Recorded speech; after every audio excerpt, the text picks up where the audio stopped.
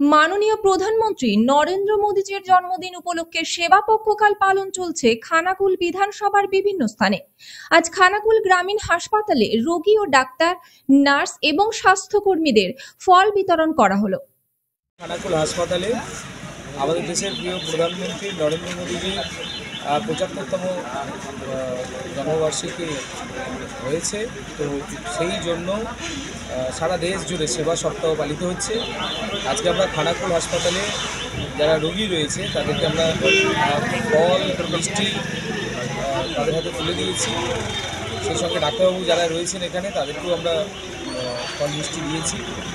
আজকে খুব ভালো লাগছে মাননীয় প্রধানমন্ত্রী নরেন্দ্র মোদীজির জন্মদিন উপলক্ষে যে আমরা সেবা সপ্তাহের সাথে যুক্ত হতে পেরেছি। প্রতিদিন আমাদের এই কর্মসূচি চলছে। আজকে আমরা খানাকুল হাসপাতালে করলাম। পরবর্তী কর্মসূচি আমাদের ব্লাড ডোনেশন সহ বিভিন্ন কর্মসূচি রয়েছে, সেগুলো আমরা ধীরে ধীরে বাস্তবায়ন করব।